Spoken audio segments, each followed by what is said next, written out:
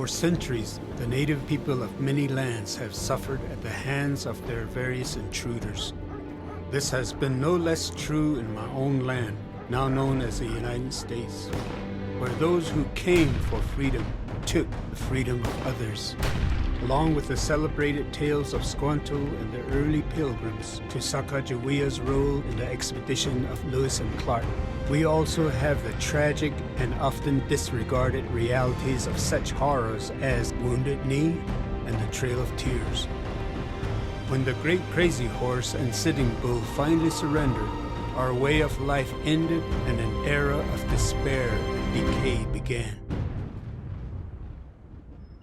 Here, the mountains, the vegetation, the deer meat, all that in there, we were living with that, but we were chased out of there, and then they took us to the prison. For my Navajo people, it was our long walk to Huelte that caused so much suffering and changed us forever. In 1864, Kit Carson began a full-scale assault on our people, burning everything in his path and destroying our way of life. 10,000 Navajo were forced at gunpoint to march 300 miles to Fort Sumner without adequate food or clothing for the journey.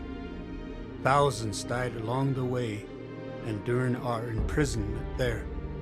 The Navajos had to walk to their prison. For 4 years they were in concentration camp. They were held by the government. Yes. They couldn't walk out. They had the guns right, you know.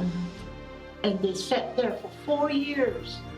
And they cried and they made the songs. The Indian has been turned off by unconcerned, indifferent Christians who seemingly did not care for the spiritual and material welfare. Later, the government introduced boarding schools, and we had no choice but to go. It was good for some, but mostly it was a place where our native identity was further stripped, and we were forced to become like the white man. They asked me, "What's your name?" I said, "My Navajo name was Yanba." And then that's all I could say. And then I had no name. "How old are you?" Of course, I understand nothing. So they just let me in, change my clothes, cut my hair. I was lonely for 9 months, went to school. Finally, they gave me a name, Luva.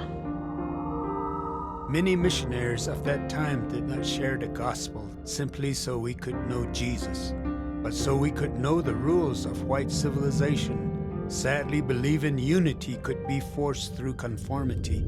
In the past, I think many missionaries mistakenly tried to convert the Indian to a culture rather than to Christ. This has been a mistake that many missionaries have made throughout the world. They tried to get him to wear the white man's suits and give up his traditional dress. They gave him a white shirt and a black tie. They foisted upon him forms of worship strange to his heritage and tradition. Thus, many Indians rebelled against Christianity.